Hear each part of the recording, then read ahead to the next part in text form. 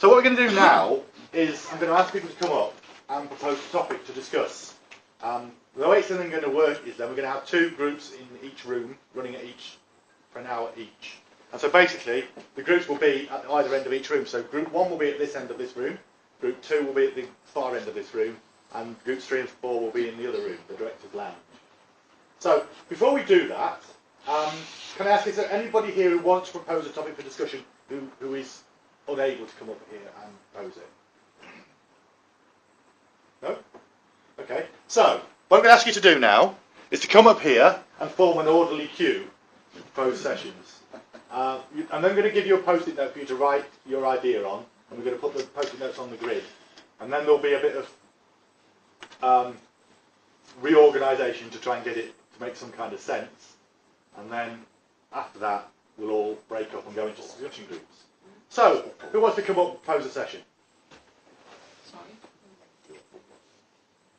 Yeah? Group discussion. Would you like to stand up? Yeah. Join the queue.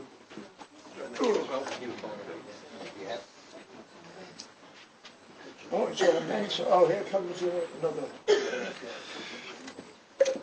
Got to reverse the balance here. Yes. That's right. Oh, here comes number 3 women we're catching up. Excellent, excellent. Brilliant. Now we want a child, don't we? We ain't got no kids here. Right. Can I ask you before you propose a session to say who you are and where you're from? Okay, go on. Right, good morning everybody. My name's Chris Freeman. Some of you know me either in person or through emails and things. I'm here today representing the Phoenix Shed. The Many Sheds movement was started in Australia, and it is the bottom line to get men off their backsides out back into the community, which is what a lot of you guys are doing anyway.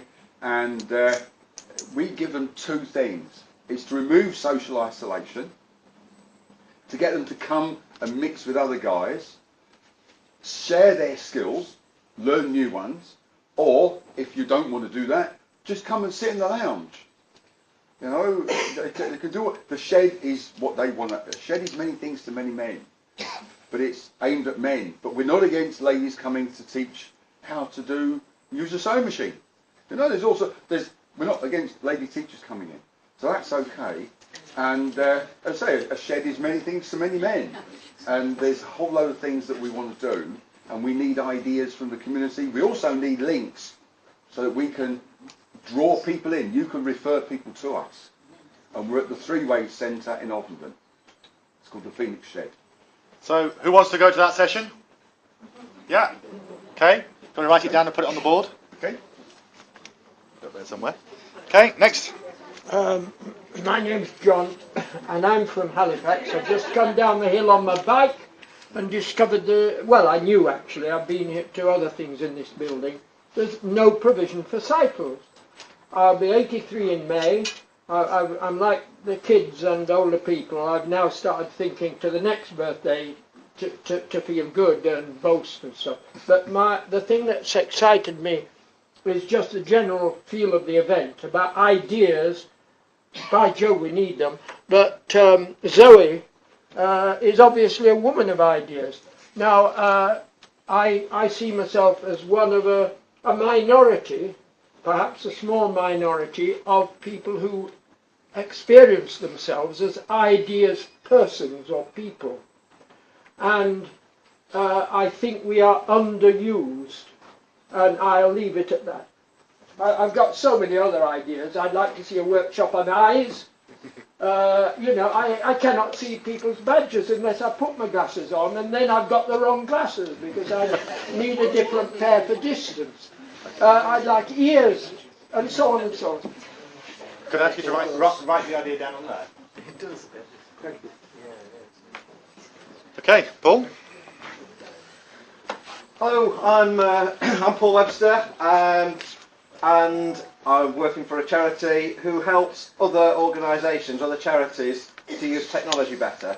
So what I'd like to propose a session about is, if you're from a small voluntary sector organisation, charity, and you're not quite sure what the right technology is that you should be using, or you're not sure about what that box in the corner of the office does, and and why the printer keeps not talking to the computer, and all of those sort of things that small charities face day in, day out about the basic technology that makes your organisations work, and what can we do to fix that. Like I said, working for a charity that helps other charities to be able to use technology better, and just use some of it like the Internet of Things and all these wonderful things that are out there, tablet devices to help older people to be able to use Skype. So how can we get that technology out to a wider audience if you're a very small voluntary organisation? Okay. Anybody want to go to that session? Yeah. Okay, cool. Yeah. Zoe. Thank you. Well, building on what I've already told you briefly, I think the session I'd like to see happening is how to get people out of hospital as quickly as possible. There are reports being produced for years now about the dreadful outcomes people experience in hospital, the elderly frail, but particularly those people who are unable to communicate and express their needs.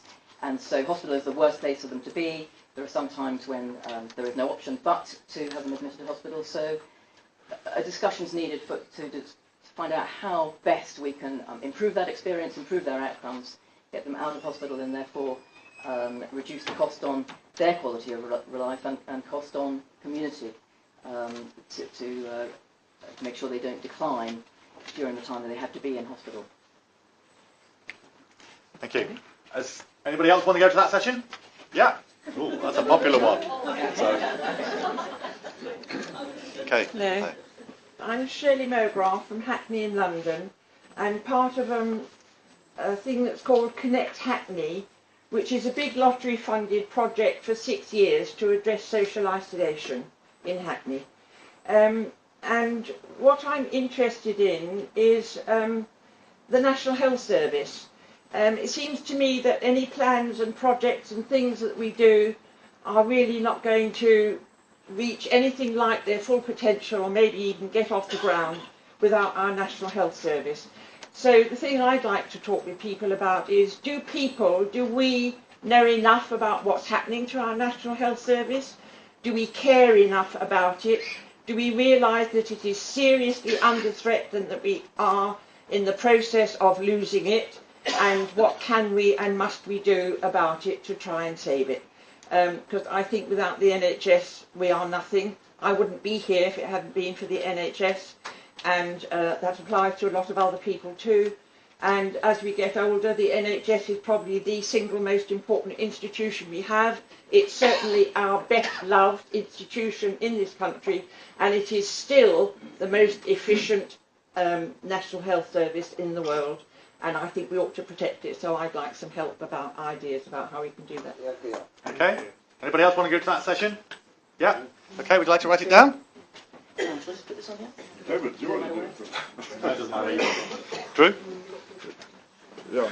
I'm just rescued here by my colleague David Wilcox, who just lost a train from London. He's escaped from London? Bits, right? Yeah, hi, sorry, just in time we got diverted via York, which was a bit bizarre. But anyway, with Drew Mackey, we've been working with the Centre for Ageing Better. Nice to see Rachel here, and Paddy Hanrahan is around as well. And as part of that, what we've been doing is look at how digital technology can help older people. But as an older person myself, like some others here, one knows that older people isn't actually a very useful category to think about how anything can help anybody. So in order to make it more useful, you have to look at individual people.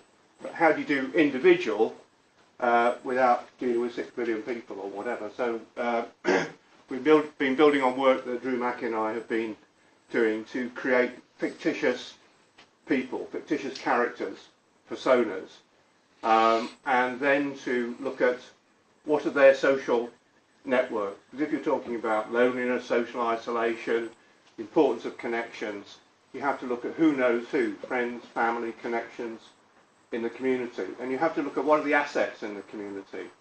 So what we'll talk about is how you can use stories, fictitious people, mapping people's personal networks, mapping community networks. Have I stolen all your thunder, Drew? Go on. Oh, that's all right. Just one further point that we'd like to touch on is not so much just looking at people who are already old, whatever that category might be, but how you slip from late middle age into older age, and what happens to your connections during that transition. So that's really part of the session that we talked about. Okay, thank you. Do you want to write that down? Right, yeah. Oh, I was going to say, does anybody else want to go to that session? Yeah. Good. Rachel. Hi, I'm Rachel Docking from the Centre for Ageing Better.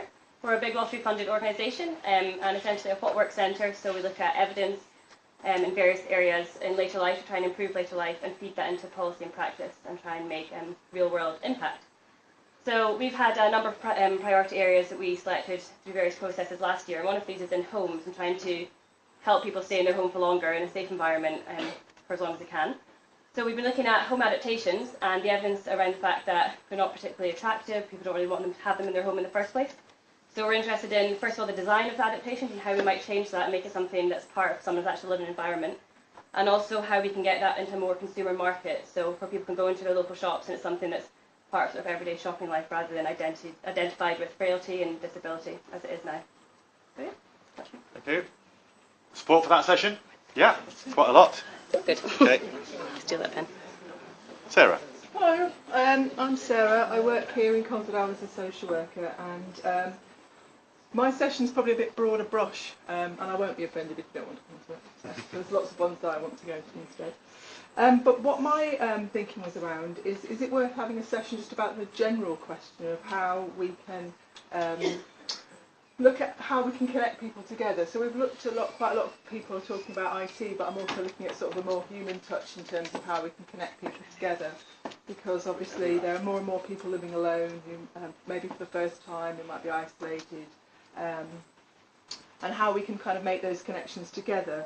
Maybe by looking at what works well now, currently, but also new ideas. So some of the people I work with who wanted to come but haven't come today had some ideas that would like to sort of introduce to a group.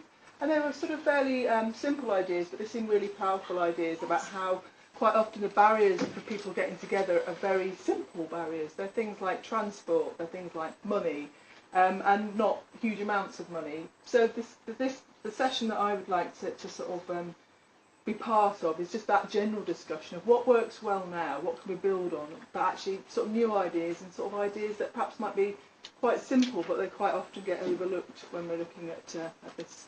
And I could certainly do with some help with some ideas. So that's my session. But as I say, when you ask people to put their hand up, I won't be offended. Does anybody want to attend that session? Oh, loads.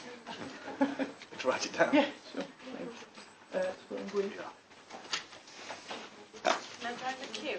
Yeah, sure. Join the queue at any stage. Hi, I'm Lauren. I work for an organisation called Papworth Trust. We're a disability and older people's charity in the east of England. I'd like to talk about how we support people to plan for their older age. So at the moment, lots of people, I think, plan care in a crisis. So they don't think about it in advance because they don't. It's a really uncomfortable thing to talk about. So talking about your frailty, talking about your eventual death is really, really difficult for people. And I'd like to talk about how we help people talk about that and how we help people think about that and plan for it, because we might all be old for a really long time. Okay. Who wants to go to that session? Yeah. Vicky.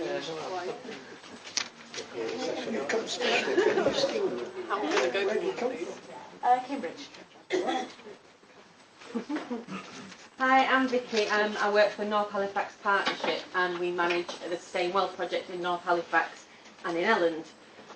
I would like to talk to anybody about how we all work together, our different agencies and our different sectors, in particular adult health and social care and GPs, along with the third sector, about whether, because lots of us are doing lots of different projects and interesting things, and we work with Men in Sheds, and we work with well, just all kinds of people, and we don't always know what each other are doing, and it's not just about that. It's actually, I wanted to talk a little bit maybe getting into the realms of consent about how we're referring people into different things, and about whether we're having an issue with GPs at the moment about how much, whether or not they can tell us who's on their list that might benefit from our service, and whether or not we can actually contact them for them, because GPs are very busy and don't have time to sit ringing people up.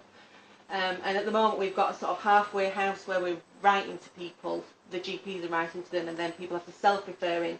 But we think we've got a service that should be offered to everybody once they get to a certain age. So let's have a chat about how we talk to each other's systems, actually, and systematically refer people into things.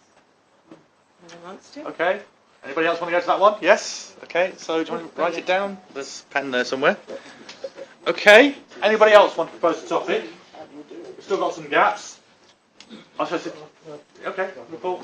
Two things about the gaps. One is you can still propose a topic later on, and just come and write it up here if it occurs to you. And the other thing is I've got two topics I want to propose, but I'm going to let Paul have another go first. This is more of just like an informal session.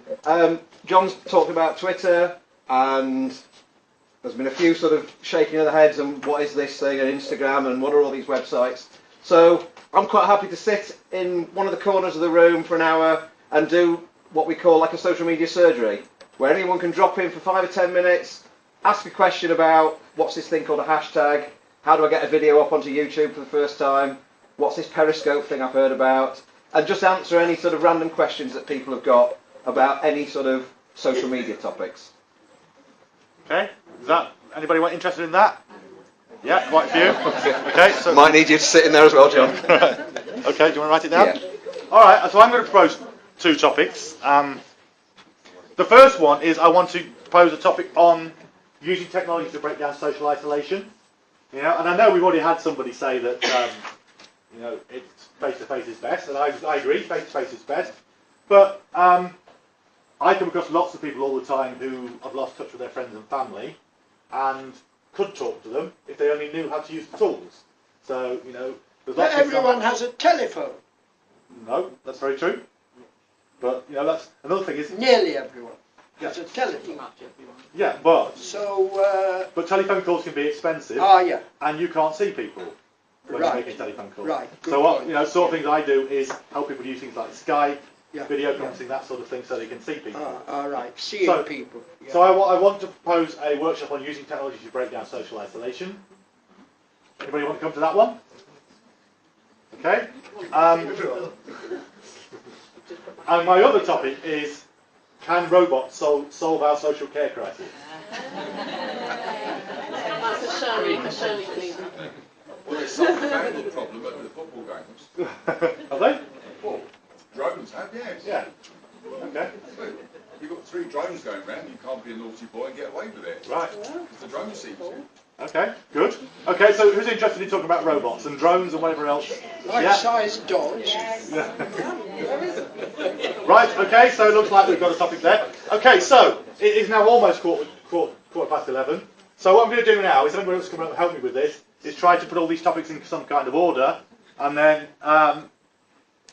so if you get yourselves a tea and a coffee while we're doing this, and then come up and have a look at the board and see where the sessions you want to be are at. So, and thank you.